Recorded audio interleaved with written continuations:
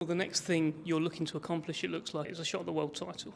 And Joe Smith and Artur Beterbiev are going at it in June. Hopefully you'll be there ringside watching and sort of calling on the winner. How do you see that fight going? Do you know, I actually don't know. I've only seen highlights of both fighters. And again, everyone that knows me and knows my career knows I don't really watch people like that unless I'm trying to learn from them. And in terms of certain professionals in this day and age, to name a few, I really like Shakur Stevens, excellent technical boxer. I like Devin Haney as well. He's, again, I knew him from when he was an amateur.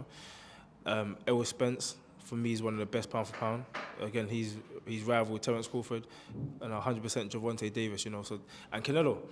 These are people that I watch and I'm like, yeah, the skill set. And even so, I have to mention Tyson Fury as well. The ultimate boxing genius as well.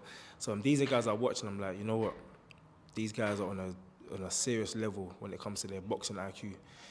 So these are guys that I watch and I try to learn from. Even though a lot of them are younger than me, they're all more experienced than me, so I try to watch from them or whatever. People in my weight class, apart from Canelo coming up, I wouldn't say that I've actually studied them and said, oh, this is how I can get better or anything like that. I see them as competitors. So it's a bit different how I approach watching them.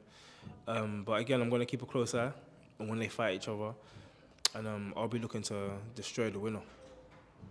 Do you feel better placed to, as you just put it, destroy the winner? You fought for a world title before against Kovalev, and that was a huge step up from the level that you've been boxing before.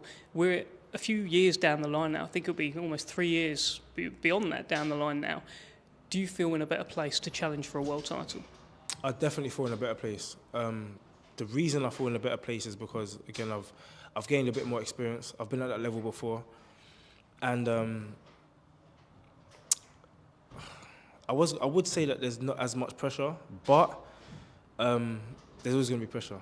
There's always going to be pressure, but I feel like I'm a lot more experienced now. And with that being said, I feel like I know what I need to do. I wouldn't be going in there saying, you know what, let me see how it is after the first round. I would go in there with a plan saying I know what I'm going to do. In the first fight, there was no game plan. Artur Beterbiev, he's knocked out everyone he's ever fought, and he's the favourite heading into the Joe Smith fight. You believe you can knock him out? Of course. I'm sure the most I've heard about Beterbiev, I know he's a Russian destroyer. That's what they've been calling him. I respect him. He's a fantastic fighter. To knock out everybody you've been in the ring with is an amazing accomplishment. From what I've seen, he can be hurt. He got dropped by Callum Johnson, before. But obviously he pissed off Beterbiev because Beterbiev got up and stopped him.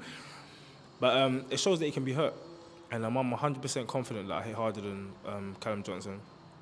And with my mind's on my game, I feel like my skill set as well, I can get in there and do damage. Is it a case of if you were to get him into the same spot that Callum Johnson had him, you probably wouldn't let him off the hook?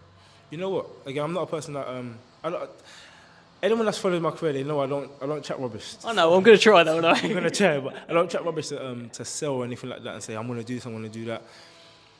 If the fight's going to happen, it's going to happen anyway. Do you get what I'm saying? So I like to be a realist.